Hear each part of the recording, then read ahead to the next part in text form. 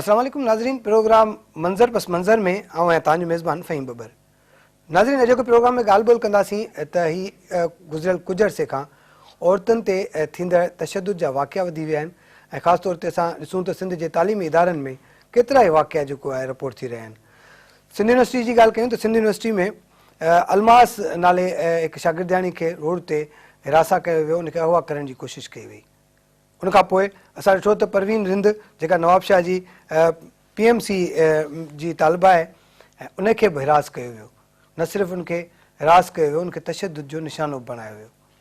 तमामु घणी ॻणती वारी सूरत हाल थींदी पई वञे त असांजियूं नियाणियूं, असांजियूं भेनरूं जेके मुख़्तलिफ़ तालीमी इदारनि में तालीम पिराए रहियूं आहिनि ऐं उहे हिकु ख़्वाब खणी तालीम पिराए रहियूं आहिनि, जंहिंजा माइट उन्हनि खे इन ख़्वाब इन आसिरे ते हुते मोकिलीनि था त उन्हनि खे तहफ़ुज़ बि मिलंदो, तालीम बि मिलंदी। पर नतीजे में जॾहिं अहिड़ा वाक़िया पेश अचनि था त असांजे न सिर्फ़ु असांजे समाज ते हिकिड़ा जेके नेगेटिव असर पवनि था, पर उन्हनि वालदेन ते बि तमामु घणा नेगेटिव असर पवनि था जिन जा ॿार तालीम पिराए रहिया आहिनि। ॿिए पासे असां ॾिठो त नवकोट में जेको वाक़ियो पेश आयो उहो बि तमामु घणो ख़तरनाक तरीन वाक़ियो हो। सिंध में अहिड़े क़िस्म जा वाक़िया तमामु घटि बल्कि न हुजण जे बराबरि रिपोर्ट थिया आहिनि। पर हीउ जेको वाक़ियो नवकोट में थियो, इन वाक़िए त इंसानियत जो बि जेको आहे कंधु लॼाए छॾियो ऐं झुकाए छॾियो आहे। असांजे समाज में अहिड़ा जेके वाक़िया आहिनि इहे छो पेश अची रहिया आहिनि असांजे समाज में, या ख़ासि तौर ते असां अगरि ॻाल्हि कयूं रियासत जी, हुकूमत जी, इंतिज़ामिया जी, पुलिस जी, त उहे इदारा किथे आहिनि जिन जो कमु आहे अवाम खे तहफ़ुज़ फ़राहम करणु।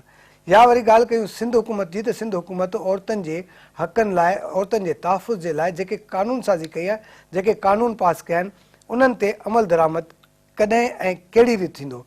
जे अगरि अहिड़ा क़ानून असांजे समाज में मौजूदु आहिनि ऐं उहे एग्ज़िस्ट कनि था त पोइ उन ते अमल दरामद छो नथो थिए ऐं अहिड़ा वाक़िया छो थी रहिया आहिनि। सॼी सूरत हाल ते जेके प्रोग्राम में ॻाल्हि ॿोल कयूं था, असांखे वीडियो लाइन ते जॉइन कयो आहे एडवोकेट अलीपल साहिबु ऐं असां सां गॾु स्टूडियो में मारवी अवान साहिबा मौजूदु आहिनि। शुरूआति कंदो अलीपल साहिब खां।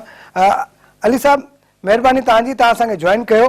पहिरीं इहो ॿुधाइजो त हीअ जेके तवातर सां ही वाक़िया साम्हूं आया आहिनि, जेके ख़ासि तौर ते असां वटि ॾिसूं नवाबशाह में जेको परवीन रिंद वारो वाक़ियो आहे, वरी सिंध यूनिवर्सिटी में अलमास वारो वाक़ियो आहे, नवकोट वारो वाक़ियो, छा था ॾिसो तव्हां त अहिड़ी सूरत हाल में असांजी औरत किथे बीठी आहे, असांजा उहे इदारा जेके औरतुनि खे समाज में हर माण्हू खे तहफ़ुज़ फ़राहम करण जा ज़ामिन आहिनि, उहे किथे बीठा आहिनि?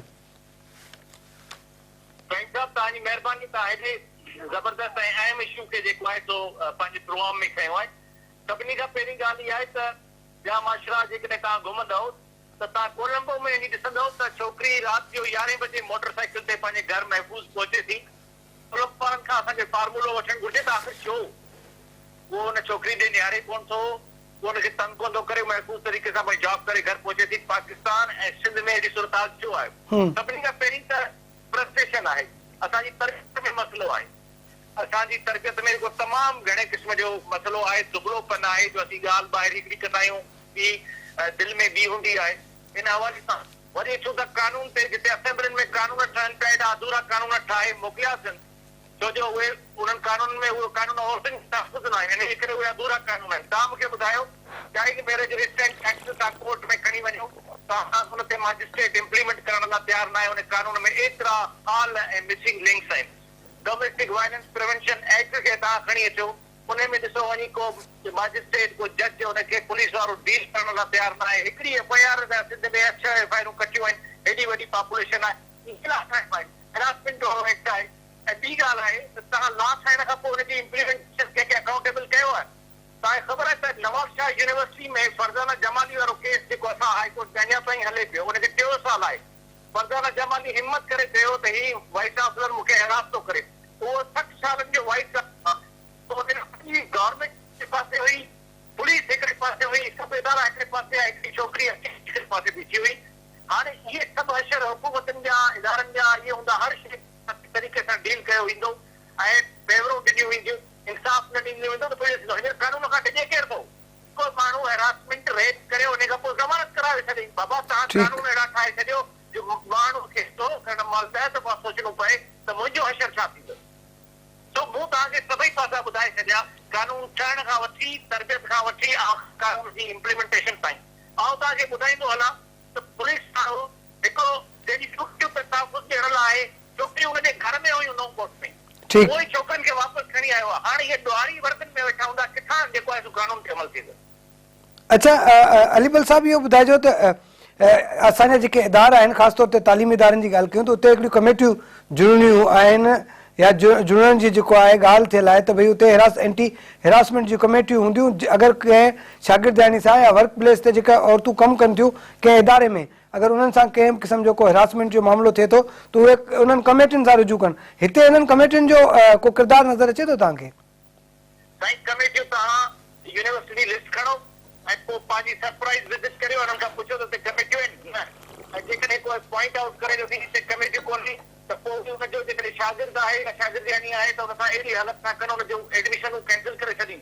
ऐं इहा हिकड़ी सूरत लॻी पई आहे जो उते सियासी पुठभरायूं आहिनि। माना तव्हां कंहिंसां टकराव में अचो उहो भले गैर कानूनी हुजे ऐं तव्हां कानून ते हुजो पर पोइ तव्हांजी एडमिशन बि कैंसिल थी ऐं घर भेड़ो करे छॾींदा। तंहिंजे करे असांजी सोसाइटी हाणे ग़ुलामी तरफ़ पई वञे। हीअ सोशल मीडिया आहे जेका सभिनी खे बचायो आहे सहारी मीडिया आहे। अॼुकल्ह इंसाफ़ हादसा जेके खणे बि मीडिया थी सोशल मीडिया ऐं सहारी मीडिया इंसाफ़ उहा थी ॾियारे। हाणे जंहिंखे इंसाफ़ वठिणो हूंदो उन्हनि खे मीडिया ते अचणो पवंदो। बाक़ी क़ौम वञी जेका आहे सा कुएं जे तरे में पवे। न पुलिस सही कमु पई करे न जुडिशरी सही कमु पई करे। वकीलनि खे पंहिंजा इंट्रस्ट लॻा पिया आहिनि उफ़ाक़ परस्तियूं लॻी पियूं आहिनि। सभु इदारा मफ़लूज लॻा पिया। थो तव्हांखे ख़बर आहे त पुलिस वटि बजट न आहे। पुलिस जी सेफ्टी कमीशन ठाहिणी हुयूं डिस्ट्रिक्ट में हर डिस्ट्रिक्ट में उन्हनि खे 10 साल थी विया आहिनि। सिंध में पुलिस जे ला ते अमल दरामद कोन थियो आहे। सेफ्टी कमीशन जी मीटिंग 16 महीननि खां कोन पई थिए। 1.5 साल थी वियो आहे। सेफ्टी कमीशन जो रोल हूंदो आहे पुलिस ते नज़र रखणु ऐं फेक इनकाउंटर पूरी सिंध में आम आहिनि। जंहिंखे जिते अचे उहो हुनखे उते मारे छॾे। नाज़िम जोखे जो वाक़ियो आहे केस ख़राब थी हलियो ऐं ॾिसो तव्हां हशर त इन्वेस्टिगेशन ऑफिसर मोबाइल ते छा कंहिंसां ॻाल्हाए त हुन ख़िलाफ़ को एक्शन थियो त पोइ इंसाफ़ ईअं मिलंदो। साईं इंसाफ़ न मिलंदो माण्हुनि खे डपु ख़तमु थींदो। पोइ घटनि में रस्तनि ते इहे शयूं थियणु शुरू थी वेंदियूं। अच्छा तव्हांखे ॿुधायां थो त श्रीलंका में जंग जे दौरान हुते रहियो आहियां 3 साल। इहो वाक़ियो न ॿुधो त कंहिं माण्हू कंहिं औरत सां रेप कयो हुजे। राति जो 11 बजे दुकान बनाइनि थियूं औरतूं मोटरसाइकिलुनि ते। तामिल टाइगर जे इलाइक़े में जिते प्रभाकरन जी हुकूमत हूंदी श्रीलंका हुकूमत कोन हूंदी उते औरत सां छेड़छाड़ करण को वॾो ॾोह हूंदो। हीअ त अलाए छा थी वियो आहे पाकिस्तान खे। ठीकु आहे अलीबल साहब लाइन ते रहिजो। मारवी सां खां पुछी था वठूं। मारवी तव्हां वटि मुख़्तलिफ़ क़िस्म जा वाक़िया जेके थियनि था उहे चवंदा हिन वक़्तु जेको असां पर्टिकुलरली हीअ ॿ जेके वाक़िया आहिनि सिंध यूनिवर्सिटी वारो अलमास वारो ऐं परवीन रिंद वारे वाक़े ते अगरि ॻाल्हि कयूं त इहो तव्हांखे कीअं थो लॻे ऐं उन्हनि शागिर्दनि ते केतिरो असरु थींदो हूंदो वालदेन ते केतिरो असरु थींदो छो जो हुन में त सिधो सओ जेको इदारा इन्वॉल्व आहिनि उहे टीचर्स इन्वॉल्व नज़र अचनि था ऐं उहे हॉस्टल जा वार्डन नज़र अचनि था। असां ॾिसूं पिया कि जेके इन तरह जा वाक़िया रिपोर्ट था थियनि कोई नई हिन में सिचुएशन न आहे। ईअं छोकिरियूं हरास पयूं थियनि हॉस्टल्स जे अंदरि कीअं सुसाइड्स पयूं थियनि डिपार्टमेंट्स जे अंदरि औरतुनि सां जेकी छोकिरियुनि सां सिचुएशन्स ईंदियूं आहिनि उहे हरासमेंट जूं बि साम्हूं ईंदियूं आहिनि। यूनिवर्सिटी ईंदे वेंदे रस्तनि ते जेकी पब्लिक हरासमेंट आहे उहे बि इन तरह जा नौइयत जा वाक़िया असांजे साम्हूं अचनि था। अञा ताईं असांखे का बि हुकूमत जी तरफ़ां का प्रोएक्टिव अप्रोच ऐं सॼो ज़ोर मां हुकूमत हिन विझंदमि जेकी असांजा इदारा आहिनि यूनिवर्सिटी मैनेजमेंट आहे उन जी तरफ़ां बि कोई इन तरह जो लाहे अमल नज़र नाहे आयो जेके इन्हनि वाक़ियनि खे रोकण जी का कोशिश कई वञे या अॻियां इहो सोचियो वञे कि अॼु इन नौइयत जो वाक़ियो इन अदड़ी सां पेश आयो आहे त वरी इन नौइयत जो वाक़ियो पेश न अचे। अहिड़ी का स्ट्रेटजी का असांखे प्लैनिंग नज़र नथी अचे। जॾहिं असांखे नज़र ई नथी अचे कोई सीरियस थिए ई नथो then we are sitting here and waiting कि नेक्स्ट भी इन तरह जो वाक़ियो ऐं मे बी इन का वर्स सिचुएशन जा वाक़िया असांजे साम्हूं ईंदा। हिकिड़ी जेकी स्टूडेंट आहे कॾहिं दादू मां ताल्लुक़ थी रखे कॾहिं टंडो मोहम्मद ख़ान मां ताल्लुक़ थी रखे कॾहिं कंहिं ॿी बहिराड़ी जे इलाइक़े खां ताल्लुक़ थी रखे। हिकिड़ो माउ पीउ पंहिंजी न्याणी खे इहे सभु सिचुएशन्स ॼाणींदे छो जो मां तव्हांखे चयो आहे इहे वाक़िया नया कोन्हनि यूनिवर्सिटी जे हवाले थो करे न हॉस्टल जे हवाले थो करे। हाणे मैनेजमेंट जी इहा 101% रिस्पॉन्सिबिलिटी आहे कि उन्हनि न्याणियुनि खे हाणे ॿाहिरि उन्हनि खे CCTV कैमरास लॻाइणा पवनि उन्हनि खे सिक्योरिटी गार्ड्स बि आणणा पवनि उन्हनि खे पंहिंजे जेके 2010 जे मुताबिक़ कमेटीज़ ठहणियूं आहिनि उन्हनि खे बहितर नमूने सां प्रोएक्टिव अप्रोचिस ॾियणा ॾियणियूं आहिनि इहो उन्हनि जो कमु आहे। अगरि इहे शयूं न थींदियूं, अञा बि इन्हनि मामलनि खे सीरियसली न वठियो वेंदो त असांखे डपु थो थिए उन वक़्त खां जॾहिं त वरी खां माउ पीउ पंहिंजे नियाणियुनि खे यूनिवर्सिटी ताईं मोकिलण खां रोके छंदा। यूनिवर्सिटी तालीमी इदारनि खे महफ़ूज़ बनाइण जो इहो ई मतिलबु आहे कि असां स्टूडेंट्स जे मुस्तक़बिल खे बहितर था कयूं अॻियां। लेकिन असां वटि हिते सिर्फ़ यूनिवर्सिटीज़ जी तव्हां ॻाल्हि था कयो, घर अंदरि औरतूं महफ़ूज़ न आहिनि। नौकोट जे वाक़े में घर जे अंदरां नियाणियुनि खे अगवा कयो वियो आहे। तव्हांजो बिल्कुलु अगरि वर्दी जे अंदरि मुजरिम मौजूदु आहे त इहो ॾिसण जी ज़रूरत आहे कि उन सां अञा ताईं डिपार्टमेंटल छा सुलूक थियो आहे, कानून उन खां अञा केतिरी पुछाणी कई आहे। इन मामले ते अगरि ज़ोर नथो विधो वञे त वरी इहे ई माण्हू जेके सिस्टम जे अंदरि वेठा आहिनि उहे घर जे अंदरां नियाणी जो वञणु इहा तमामु वॾी ॻाल्हि आहे। यानी असांजी नियाणियूं हाणे छा ताला हणी सुम्हनि घरनि में, छा कीअं कहिड़ी शइ में पंहिंजे पाण खे कवर कनि, या माउ पीउ किथे पंहिंजी नियाणियुनि खे रखनि, इहे सभु शयूं ईअं ई सुधरी सघनि थियूं जॾहिं मुआशिरो सुधरंदो। इन में तरबियत जो बि अमल आहे, इन में मैनेजमेंट्स बि अचनि थियूं, इन में लॉज रुगो ठाहिया वञनि था, तस्वीरूं निकिरनि थियूं, वॾी वॾी उनजी इनॉग्रेशन्स थियनि थियूं ऐं बिल्स पास थियनि था। लेकिन उन खां पोइ उनजी इम्प्लीमेंटेशन जे लाइ का अहिड़ी टास्क फोर्स, का अहिड़ी टीम नाहे ठाही वई जेकी उन लॉ जे बारे में अवेयरनेस ॾे, उनजी इम्प्लीमेंटेशन जे मथां कमु करे। ऐं जेकी असां अॼु हिते केसिस जी ॻाल्हि था कयूं, तव्हां परवीन जी ॻाल्हि कयो, तव्हां अलमास जी ॻाल्हि कयो, तव्हां नौकोट जे वाक़े जी ॻाल्हि कयो, तव्हां जेके बि रिसेंट असां वटि नम्रता जो वाक़ियो थियो आहे, जेके बि थिया आहिनि, हाणे तव्हां ॾिसो न नयूं नयूं रिपोर्टूं साम्हूं अचनि थियूं। मतिलबु एतिरे टाइम खां पोइ हींअर वञी करे रिपोर्ट आई आहे। ऐं हे ॾिसो न इहे सभु इन तरह जूं शयूं आहिनि कि इहे वाक़िया कनेक्टेड आहिनि पाण में, लेकिन असां कनेक्शंस ताईं पुॼी छो कोन था सघूं। उहे कनेक्शंस करो। ब्रेक वठो, ब्रेक खां पोइ अली खां पुछंदासीं इहो जेको तव्हां जंहिं तरफ़ निशानदेही कई आहे DNA वारी रिपोर्ट आई आहे, इन ते बि ॻाल्हि ॿोल कयूं था। नाज़रीन, ॻाल्हि ॿोल जो सिलसिलो जारी आहे, वठूं था शॉर्ट कमर्शियल ब्रेक।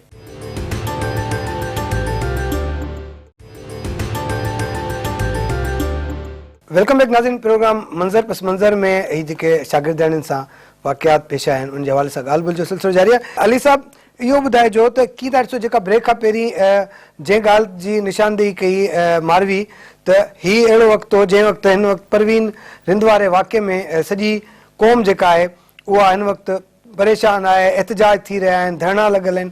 उन वक़्तु ओचितो जेको आहे उनमें नम्रता ऐं नौशीन शाह वारे केस जी जेका आहे DNA रिपोर्ट साम्हूं थी अची वञे। छा मामिलो आहे जो ही सभु केस ऐं सभु गॾिजी विया आहिनि, इन जो कनेक्शन छा लॻे थो तव्हांखे?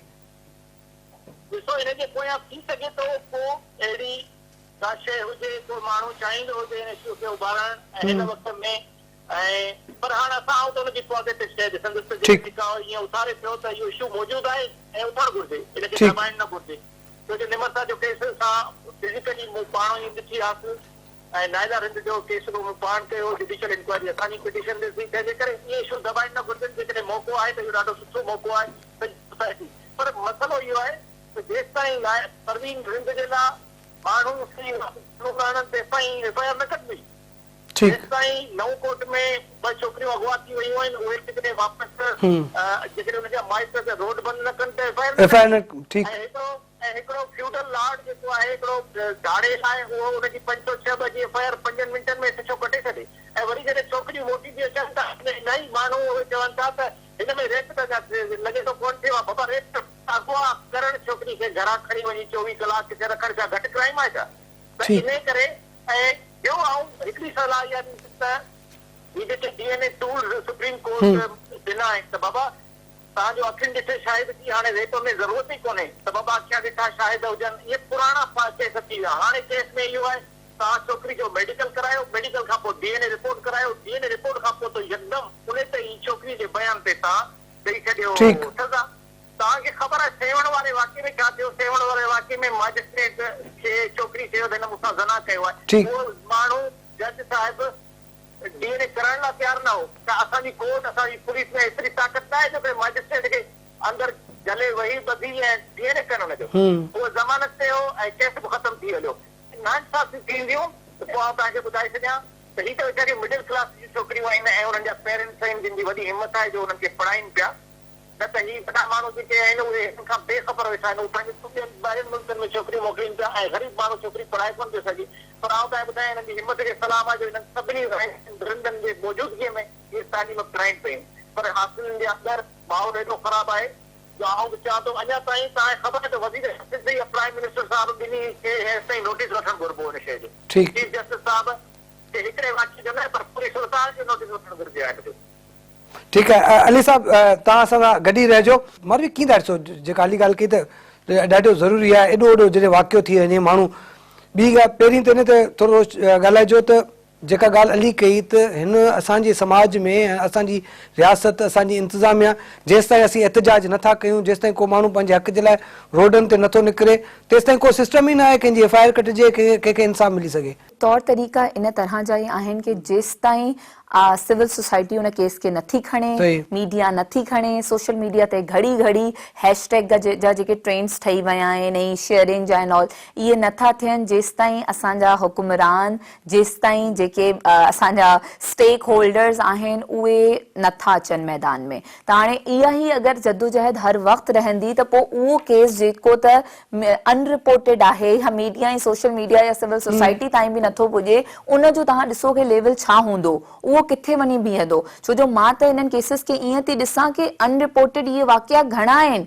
इहा त न्याणी अलमास साम्हूं अची वई, इहा त असांजे साम्हूं परवीन अची वई। अगरि हे न अचनि हे अगरि नाउमीद थी बैक ऑफ थी वञनि पंहिंजे घर हलियूं वञनि दादू मोटी वञनि कंहिंखे ख़बर पवंदी इहो केस थियो। त तव्हां ॾिसो कि हिकिड़ी औरत अगरि हिम्मत करे साम्हूं अचे थी त असांखे उन केस खे बिल्कुलु सीरियस वठी करे असांजे जेके रिस्पॉन्सिबल कंसर्न आहिनि असांजा इदारा उन्हनि खे ॾियणु खपे। अगरि सज़ा नथी मिले त हिकिड़ी नाउमीदी हले थी ऐं हर माण्हू हर पेरेंट्स जॾहिं उन्हनि जी नियाणियुनि सां वरी हरासमेंट थिए थी उहे इन्हनि केसिस जी मिसालूं ॾींदा कि फरज़ाना जमाली खे कहिड़ो इंसाफ़ मिली वियो जो हिनखे मिलंदो, परवीन खे कहिड़ो मिली वियो। त इहो जेको हिकिड़ी सोच आहे इहा असांजे मुआशरे लाइ ख़तरनाक आहे। इहा असांजी तालीम खे इहो जेकी असां इक्वेलिटी जे हवाले सां एॾो कमु था कयूं उनखे इहो असांजे हिकिड़े पीसफुल सिचुएशन खे थ्रेट थी करे। अगरि हिकिड़ी पीसफुल सोसाइटी न आहे त पोइ असां छा इंश्योर था कयूं, पाण किथे वेठा आहियूं। ऐं अली जी ॻाल्हि खे मां मुतफ़िक़ थींदमि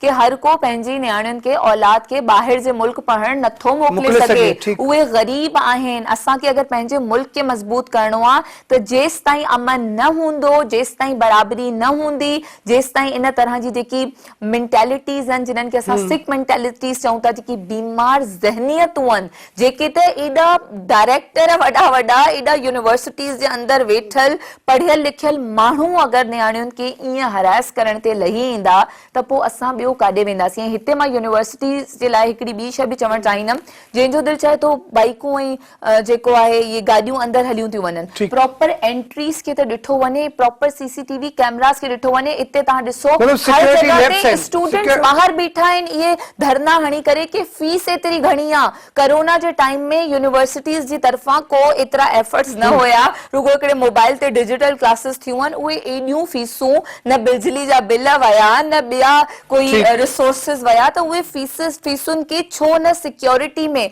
छो न जेंडर सेंसिटाइजेशन ट्रेनिंग जे बारे में तव्हां ॿुधो आहे कॾहिं कंहिं यूनिवर्सिटीज़ या कंहिं हॉस्टल को अवेयरनेस सेशन इन तरीक़े सां हुनखे पंहिंजे करिकुलम जो हिसो ठाहिनि हुनखे एक्सपर्ट्स खे घुराइनि जेके अची करे ॻाल्हाइनि नियाणियुनि सां। इन तरह जा जेके हुननि जे अंदरि टीम्स आहिनि उहे घणो प्रोएक्टिव अप्रोच पंहिंजी ॾेखारनि। त मुंहिंजो बसि घड़ी घड़ी चवण जो इहो ई मक़सदु आहे कि पोयां जेके केसिस आहिनि उहे असांजो लेसन आहिनि उन्हनि लेसन खे खणो ऐं प्रॉपर हिकिड़ी रिसर्च थियणु खपे। असां ॾिसूं था कि हिकु खां पोइ हिकु रुगो थींदियूं थियूं वञनि सुसाइड्स लेकिन प्रॉपर रिसर्च नथी थिए। बिल्कुलु सही आहिनि। फ़क़ति इहो चवंदुसि त मूंखे पहिरीं ॿुधायो वञे त ही मुल्क आहे जिते हिकिड़े माण्हू जेका ख़ासि तौर ते छोकिरी जंहिंजी DNA रिपोर्ट जेका आहे सा आउट थी आहे या कीअं थी आहे अकाउंटेबिलिटी करण वारो अवल त थियण न घुरिजे इहा शइ। जेकॾहिं इहे इंक्वायरियूं थियूं हुयूं त पोइ इंक्वायरियूं ओॾी महिल ई अमल दरामद कराए उन DNA वारे माण्हू खे ॻोल्हे नथा सघनि। ठीकु तव्हांखे ख़बर आहे निमरता ऐं नायरा रिंद जे केस में कहिड़ी ॿिन्ही जे केस जूं शायदियूं त वर्तियूं कोन वयूं हुयूं। हाणे माण्हू छा चवंदा हाणे छोकिरनि जी रिपोर्टनि खे करणु गैर अख़लाक़ी ऐं गैर कानूनी अमल आहे। अच्छा मूंखे ॿुधायो त हिन में तव्हां कंहिंखे कसूरवार सम्झो था? ही जिते अगरि असां हिन फॉरेंसिक जेका लेबोरेटरी आहे जितां लीक थी आहे इहा रिपोर्ट, उन्हनि जी ज़िम्मेवारी हुई या वरी ही जेको इंस्टीट्यूट आहे जिते ही मामिलो थियो आहे उन्हनि जी ज़िम्मेवारी आहे? ॾिसो, पहिरीं त जितां रिपोर्ट तव्हां मेडिकल में किथे बि कंहिं डॉक्टर वटि वञो, केरु बि उहा रिपोर्ट कराए थो, ऐं पंहिंजे सीमन जी रिपोर्ट करायां थो या केरु करायां थो, उहा रिपोर्ट ॿिए कंहिंखे ॾियणी न आहे। ठीकु आहे, उहा रिपोर्ट कीअं आई? पहिरीं त ज़िम्मेदार उहो आहे। ॿी ॻाल्हि, जेकॾहिं ॿई इंक्वायरी थी हुयूं त 3 सालनि खां पोइ अञा ताईं 6 ॾाकनि जो इहो DNA जेको मैच थियो आहे 50% मैच थियो आहे। ख़बर पंहिंजा ॿी आहे, ख़बर रिपोर्ट में हिकिड़ी ॻाल्हि चई वई आहे, जेका ख़बर हले पई उहा मुख़्तलिफ़ ॿ ॻाल्हियूं आहिनि, मुख़्तलिफ़ ॿ ॻाल्हियूं आहिनि। ख़बर इहा बि हले त 100% हिकिड़ो ई माण्हू आहे जेको हिन ॿिन्हिनि केसनि में आहे। ऐं ॿी ॻाल्हि त ही बिल्कुलु ख़बर आहे, इहा ख़बर जेका आहे सा रिपोर्ट सां मैच नथी करे, इहा रिपोर्ट में ॿी शइ चई वई आहे। हाणे उहा एक्सपर्ट पहिरीं में शइ खे सुठे नमूने सां फिल्टर कंदा, उन माण्हू खे पहुचंदा, गिरफ़्तार करे पहुचंदा। हाणे ख़ाली जेका आहे हुननि हलाए छॾी आहे, हिन में फ़क़ति इन में इंसाफ़ वारो अंसर घटि थो नज़र अचे मूंखे, ऐं बदनामी वारो घणो थो अचे। अच्छा, मुंहिंजो सवाल बि इहो हो सवेरे बि त ही जेको हिन वक़्तु जॾहिं ॿड़ंदड़ इशू आहिनि हिन वक़्तु असां वटि, ॿई, हिकिड़ो त ही परवीन वारो जेको इशू हले पियो हिन वक़्तु बि जेको आहे धरणो लॻल आहे नवाबशाह में, साफ़ इहे आहिनि JWC जा अॻुवान आहिनि उहे एहतजाज कनि पिया ऐं सिविल सोसाइटी एहतजाज करे पई, त उन वक़्त में ओचितो वरी ही जेका DNA रिपोर्ट जेका आहे इहा लीक थी आई आहे, त इते का गड़बड़ नज़र नथी अचे सॼी हिन में? बिल्कुलु इन में गड़बड़ ज़रूर हूंदी, का पोयां का साज़िश हूंदी, को ज़रूर इहे चाहींदो हूंदो, पर इहा साज़िश छा नऊं कोट वारी बि साज़िश आहे। जी बिल्कुलु, इशूज़ पंहिंजी जॻह ते मौजूद आहिनि, वाक़िया थियनि पिया ऐं अनरिपोर्टेड घणा आहिनि। इहे त शयूं साम्हूं अची थियूं वञनि, जॾहिं त ॿाहिरि अचे थी न्याणी या फैमिली हुनजी हिमत करे ॻाल्हाए थी, अगरि उहे ॿाहिरि नथा अचनि त इहे अनरिपोर्टेड केसेस आहिनि। जी जी, धरना भरणा छो नथा थियनि? हिकिड़ो सिस्टम आहे, यूनिवर्सिटी में हिकिड़ी कंप्लेंट कमेटी हुजे, नथा ठाहिनि त पोइ माण्हुनि जा धरना लॻनि था ऐं सही हुकूमतूं शहरी सभु परेशान आहिनि हिकिड़ी कमेटी ठाहिण जे करे। हाणे ॿुधायो, ठीकु आहे, जॾहिं त इहो आइन में बाहि इहा ठाहिणी आहे हर यूनिवर्सिटी खे 2010 जो लॉ थो चए। नाज़रीन, ॻाल्हि ॿोल जो सिलसिलो जारी आहे, वठूं था शॉर्ट कमर्शियल ब्रेक।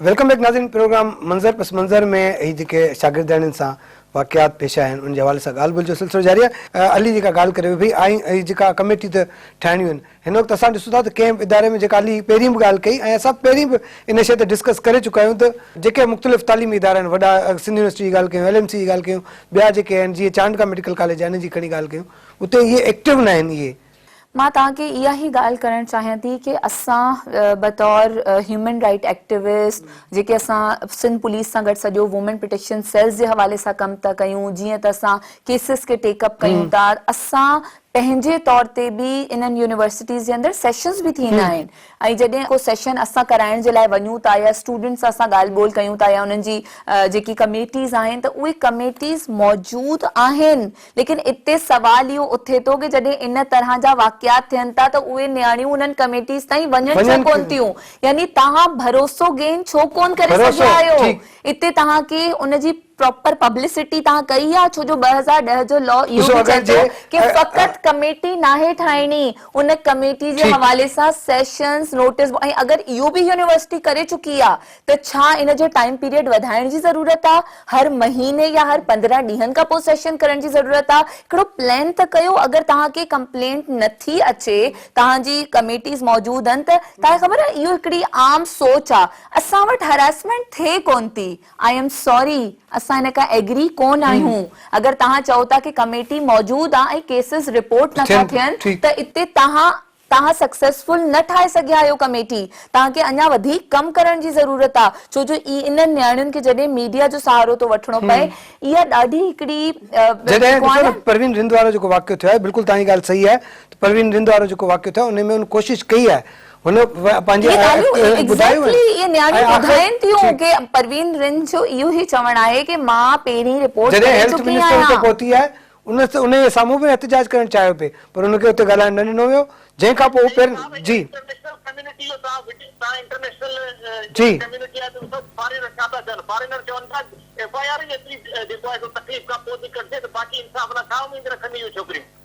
बिल्कुल FIR जे लाइ काफ़ी एफर्ट्स FIR करना जे पवंदा आहिनि, लाइ बि काफ़ी एहतिजाज खां एफर्ट्स पोइ करना बि थियो आहे। पवंदा आहिनि। अच्छा अली साहब इहो ॿुधायो त कीअं था हिन सॼे सिस्टम में जहिड़ी रीति अगरि इंसाफ़ जो हुसूल एॾो ॾुखियो थी पियो आहे जो जीअं तव्हां पाण चयो त जेसिताईं एहतिजाज नथो कजे जेसिताईं रोड ब्लॉक नथा थियनि नओं कोट वाक़े जा जेके उन में उन जा वालदेन आहिनि उन्हनि एहतिजाज कयो आहे उन खां पोइ वञी थोरो घणो इंसाफ़ या वरी पुलिस चुरपुर में आई आहे छा थियणु घुरिजे ख़ासि तौर ते सोलो कम आहे पूरी सिंध में 29 डिस्ट्रिक्ट्स आहिनि या 30 डिस्ट्रिक्ट्स आहिनि उन में तव्हां सुठो हिकिड़ो सेशन जज रखी छॾियो इलाही मामला हल थींदा न थींदा ठीकु हिकिड़ो सुठो बैरिक वारो SP रखी छॾियो तव्हां ॿुधायो घणा मसइला हल थींदा हाणे तो DC ते टे माण्हू हिकिड़े डिस्ट्रिक्ट में खपनि था 90 माण्हू तव्हांजे सूबे में न आहिनि छा ठीकु तव्हांजो चवणु मक़सदु आहे हीअ जेके माण्हू हिन वक़्तु वेठा आहिनि इहो नंढिड़ो फार्मूलो आहे ऐं उन सभु जेके आहिनि से जेके सियासी माण्हुनि जे अंडर में रखिया विया आहिनि सियासी माण्हू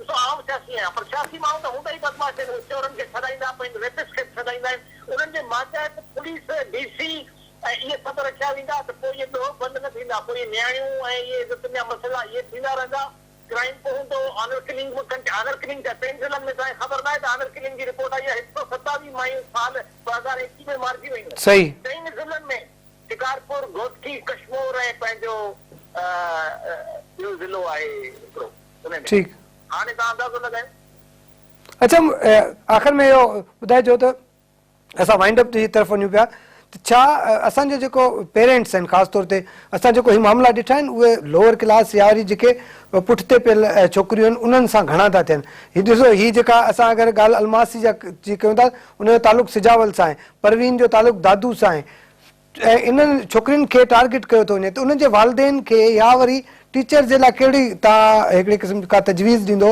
त जीअं अगरि अहिड़े क़िस्म जो को मामिलो थिए थो त बचाए सघिजे असां पंहिंजी नियाणियुनि खे आओ पहिरीं ॻाल्हि त इहा चवंदुसि हीअ छोकिरियूं जेके रहनि पियूं धरणा हणनि पियूं परवीन रिंदा जूं नौशीन इहे सभु जेके हुयूं इहे पोइ इलाइक़े में हुयूं तॾहिं बाद पेरेंट्स हुयूं जेके अची हॉस्पिटल में जेके ग़रीब वीचारा डिजना पेरेंट्स आहिनि केतिरा पैसे वारा आहिनि धीअ पंहिंजूं असां जहिड़ा लिकायो वेठा आहिनि हिननि खां हाणे हिकिड़ी पॉइंट क्लियर ॿी पॉइंट इहा आहे त रुगो हेरासमेंट मार्कूं वठण सां रोकिजी न सघजनि इंटरव्यू उस्ताद हेरासमेंट कंदो ठीकु ठीकु आहे उन खां पोइ तव्हां औरत नर्स वठण थी वञे त हुते हुनजे अकाउंटेंट आहे टंडो लैयार जे छोकिरी सां रेट कयो आहे हुनजे सैलरी ब्लैकमेल करे तव्हां केतिरनि शयुनि खे रोकींदो तंहिंजे करे तव्हांखे सभिनी खां पहिरीं कानून मज़बूत रखणो पवंदो त माण्हुनि खे कानून मज़बूत रखणो ऐं सभिनी केसिस खे हिक जेतिरी इम्पोर्टेंस ॾियण बि ज़रूरी आहे मुंहिंजे हिसाब सां अगरि का औरत घरू मसइलो खणी थी अचे या का नियाणी ॿुधाए थी की मूंखे हरास करण जी कोशिश कई वई आहे अगरि उन मामले खे नथो सीरियस वठियो वञे उन लेवल ताईं जॾहिं रिपोर्ट थिए थो त उहो वाक़ियो अञा वधीक भयानक सूरत हाल थी सघे थी जॾहिं ॿिनि कम्युनिटीज़ में इहो वाक़ियो थियो आहे नौ कोट में त इते उहा छो असांजी जेकी लोकल पुलिस आहे उहा बेख़बर रही उन मामले खां उनजी ड्यूरेशन केतिरी हुई उन खां पोइ असां ॾिसूं था कि जॾहिं केसिस अदालतुनि में हलिया था वञनि त चाहे उहा नूर मुक़दम हुजे जंहिंजी गर्दन लाहे छॾी वई हुजे या हिते असांजी नियाणियूं हुजनि जिन्हनि खे घरनि मां खणी वञी करे गैंग रेप उन्हनि सां कया वञनि उहे तारीख़ुनि ते तारीख़ूं हलनि थियूं इन्हनि केसिस जे हवाले सां हिकिड़ी प्रॉपर कोर्ट्स उन में प्रॉपर एक्सपर्ट बिना प्रेशर जे जजिस ऐं प्रॉपर उनजी टाइमली जेकी DNA रिपोर्ट्स आहिनि उन्हनि जे ई रिज़ल्ट्स ते सज़ाऊं जल्दी ॾिनियूं वञनि अगरि असां इन में ड्रेग कंदासीं त नाउमीदी थींदी इन में ड्रेग कंदासीं त केसिस इन नौयत जा अञा बि वर्स सिचुएशन अची सघनि थियूं जेके त शायदि अनकंट्रोलेबल थींदियूं वञनि त इन्हनि सिचुएशन्स खां असां लेसन वठी करे पंहिंजी स्ट्रेटजीस खे बहितर न कंदासीं त असांखे ख़बर न आहे कि अञा अॻियां केतिरी होपलेसनेस अॻे ई घणा ई मसइला आहिनि पॉवर्टी अनएम्प्लॉयमेंट अञा घणा असांजी आवाम खे मसइला आहिनि अगरि असांजियूं नियाणियूं ऐं माण्हू पाण प्रोटेक्टेड न हूंदा त असां नथा सोचे सघूं कि असांजे मुल्क में असां अमन के ऐं इंसाफ के कीअं इंश्योर करे सघूं अली साहब इहो ॿुधाइजो जेका आख़िर में ॻाल्हि कई मारवी त जेको इंसाफ़ आहे इंसाफ़ जो जेको हुसूल आहे असां हिते ॾिसूं था त उहो ॾाढो ॾुखियो आहे तव्हां ज़ाहिर तव्हां बि एडवोकेट आहियो तव्हांजो बि जेको इन शोबे सां तालुक़ु आहे त कीअं था ॾिसो इंसाफ़ जे लाइ जेके माण्हू वतन था कोर्टनि जा धिका खाईंदा उन्हनि खे बि इंसाफ़ ॾाढो सिलो थो मिले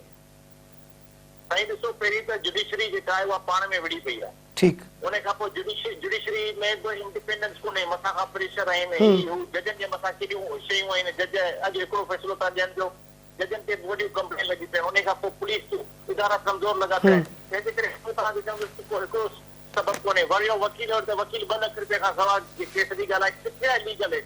पूरे सिंध सूबे में तव्हां किथे लीगल एड जो नालो ॿुधो आहे? सिविल सोसाइटी खे शाबस हुजे, मारवी खे, हुनखे तव्हांखे जो इश्यूज़ खणे पिया अचो और प्रॉपर फंक्शनल लीगल एड को आहे को माण्हू जिते हितां ही गवर्नमेंट जो इदारो काइम कयल आहे इहो लीगल एड ॾींदो। शाबस हुजे हिननि छोकिरियुनि खे जेको पंहिंजे ज़ोर ते बीह रहियूं आहिनि, अची हिमत खे सलाम आहे। बाक़ी न को इदारो आहे, न को इंसाफ़ आहे। ठीकु आहे।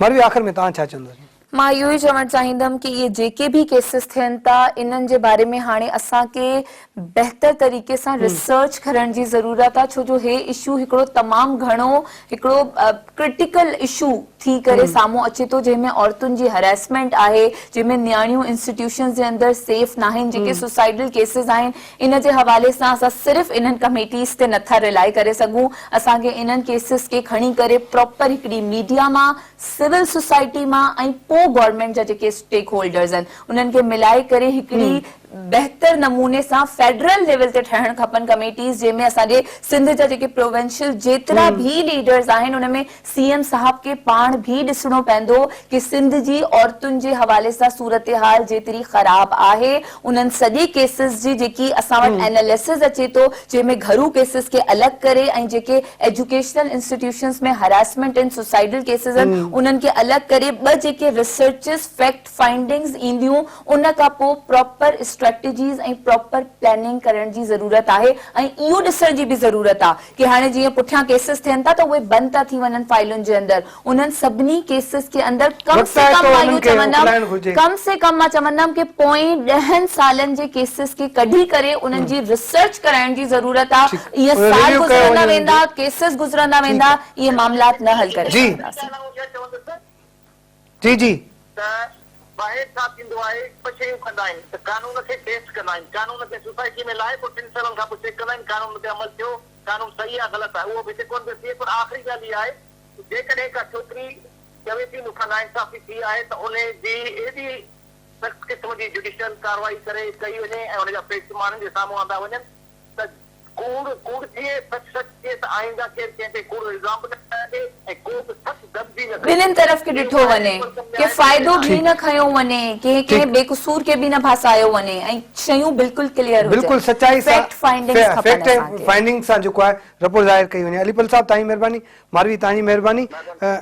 नाज़रीन, तव्हां ॻाल्हि ॿोल ॿुधी त ही जेके वाक़िया पेश आहिनि उनमें सिधो सं जेको आहे इन्हनि नियाणियुनि खे, इन्हनि निंगरियुनि खे, इन्हनि औरतुनि खे तहफ़ुज़ फ़राहम करणु हुकूमत ऐं रियासत जी ज़िम्मेवारी आहे। ॿिए पासे असां ॾिसूं था त जेको रियासत जी जेकी ज़िम्मेवारी आहे उहा रियासत निभाइण में मुकमल तौर ते नाकाम थी विया आहे। असां अगरि तालीमी इदारनि जी ॻाल्हि कयूं त पोइ सिंध यूनिवर्सिटी हुजे, चांडका मेडिकल यूनिवर्सिटी हुजे या वरी ॿिया असांजा जेके तालीमी इदारा हुजनि, उते जेके कमेटियूं हिरासमेंट जे अगेंस्ट ठाहिणियूं हुयूं, जेको 2010 जे कानून मूजिबि तमामु घणो उन्हनि ते अमल करण जी सख़्तु ज़रूरत हुई, उहे अञा न ठही सघियूं आहिनि। जे अगरि किथे ठहियल बि आहिनि त उहे फ़ाल न आहिनि, जंहिंजे नतीजे में हीअ जेके नियाणियूं आहिनि, इहे असांजूं निंगरियूं आहिनि, इहे बग़ैर नमा शख़्स, पोइ उहो उस्ताद बि थी सघे थो, उहो पियोन बि थी सघे थो, उहो उन्हनि खां जेको आहे हिरास थियनि थियूं ऐं उन हिरासमेंट जे नतीजे में उहो जेको भोॻियुनि थियूं उहो तमामु घणो ख़तरनाक थींदो। त असां सभिनी खे, ख़ासि तौर ते असांजी रियासत खे, असांजी हुकूमत खे, असांजी इंतिज़ामिया खे घुरिजे त असांजे नियाणियुनि खे प्रोटेक्ट करण में पंहिंजो किरदारु अदा कनि। ईंदड़ प्रोग्राम ते ॾींदा इजाज़त। अल्लाह हाफ़िज़।